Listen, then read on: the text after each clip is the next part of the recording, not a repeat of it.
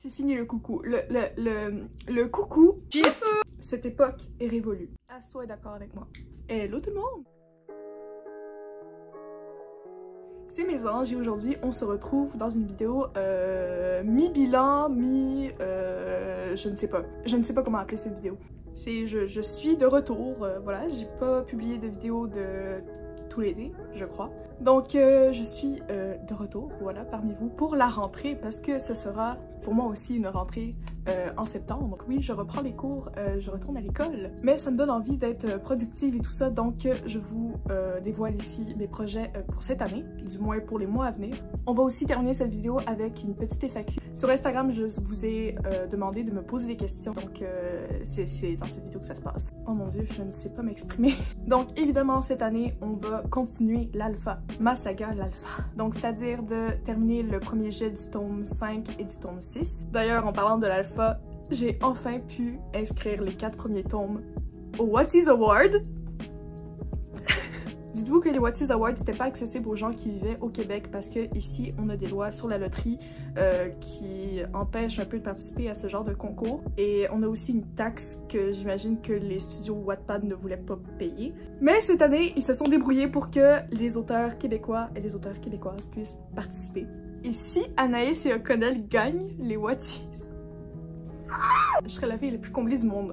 Pour les autres tomes aussi, les autres personnages évidemment, mais Anaïs et O'Connell, ça serait vraiment le top pour moi. On va continuer les vidéos conseils d'écriture, j'espère en sortir un peu plus que l'année passée, avec aussi des petits concepts dérivés que vous avez sûrement déjà vus sur ma chaîne. Il y aura aussi des vidéos qui vont pas parler d'écriture, mais de ma série préférée, à savoir Buffy contre les vampires. Je suis en train d'écrire une grosse vidéo sur le sujet qui devrait sortir en octobre, mais j'en dis pas plus. Si vous voulez avoir un petit indice, je vous invite à aller me rejoindre sur Twitter. En parlant du mois d'octobre, j'aimerais beaucoup mêler des vidéos qui parlent d'écriture évidemment, mais qui parlent aussi d'épouvante pour tout le mois d'octobre. Donc j'ai prévu quelques petites vidéos, petits concepts.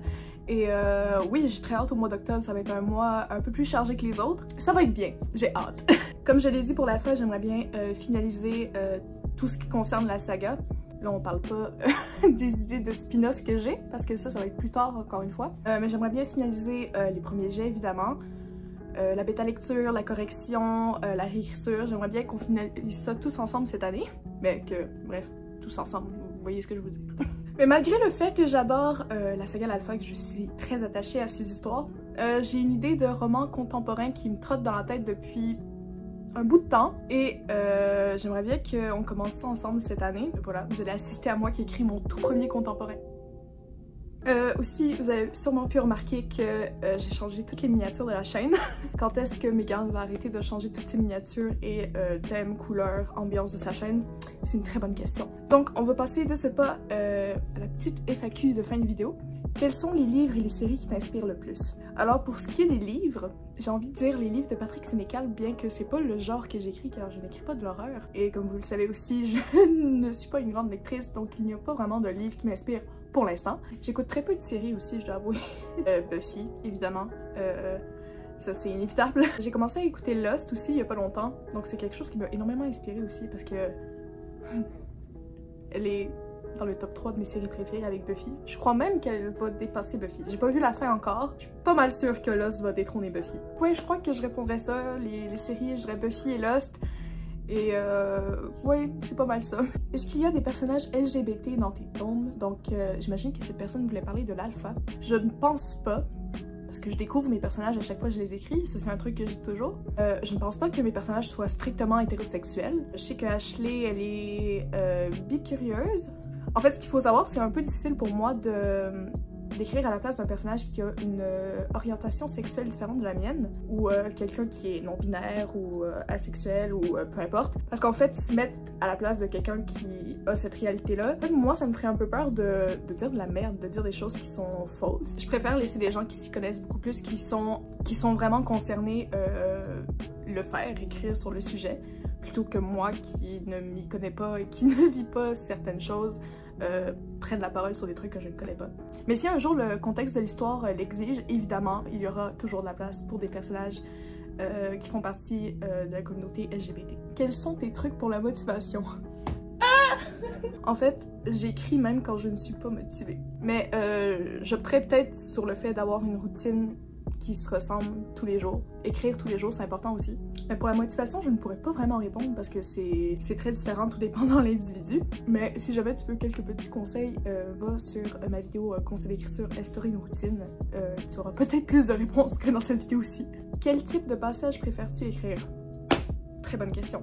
J'aime énormément les passages où mes personnages ont des conversations très profondes, ou ce qui rentre dans des trucs assez intimes, ou ce qui se découvre d'une différente manière que juste en surface. C'est souvent des passages touchants à écrire. C'est souvent dans ceux-là que je me laisse le plus aller, que je me vide un peu le cœur. Donc je dirais que c'est les moments de confession, voilà. Quels sont tes hobbies hors lecture et écriture? Je faisais énormément de peinture avant, mais maintenant je n'en fais plus, par manque de temps. J'aime bien faire du crochet, j'aime danser, je fais de la danse contemporaine. Je faisais du ballet aussi, mais depuis que je me suis blessée au pied, j'en fais moins, pour des raisons évidentes. Je dessine aussi un peu, mais digital, parce que à la main, avec papier, c'est terrible. Mais c'est surtout dans le cadre de mes couvertures que j'essaie d'apprendre à dessiner. Écrire avec ou sans musique, si oui, avec quoi? Alors, pour ceux que ça intéresse, j'ai une playlist pour chacun de mes livres, donc je vous invite à aller voir ça sur Spotify, parce que je pourrais pas vous dire vraiment quel genre de musique j'écoute, parce que j'écoute absolument tout, de toutes les époques, de tous les genres, de tout ce que tu veux. Cryptek. Pourquoi? Yeet. Yeet. Quel roman a été le plus dur à écrire? C'est le 3e tome de ma saga, l'Alpha Lily. Le personnage principal, donc Lily évidemment, est un personnage que je déteste et que je détestais profondément. J'espère que ça va changer à la réécriture parce que je redoute le moment où je vais devoir me replonger dans cette histoire. Et ça m'a pris 6 mois à l'écrire et je me suis rendu compte que c'était vraiment pas juste une affaire de temps, parce que là en ce moment je suis en train d'écrire le tome 5 qui est l'histoire de sa petite sœur, Ashley, et quand elle a des interactions avec Lily, je suis piste. Je suis énervée. Donc je crois que c'est vraiment le personnage de Lily que je n'arrive pas du tout à supporter, mais en même temps c'est normal, genre même avec mes personnages, il y a des personnages avec lesquels je suis pas compatible, j'imagine. C'est parce qu'elle est très égoïste et j'aime pas nécessairement ce genre de personne, évidemment, comme tout le monde, je l'espère. Donc ouais, je dirais que c'est le tome 3 de ma saga, l'Alpha Lily. Ton tome préféré de la saga l'Alpha?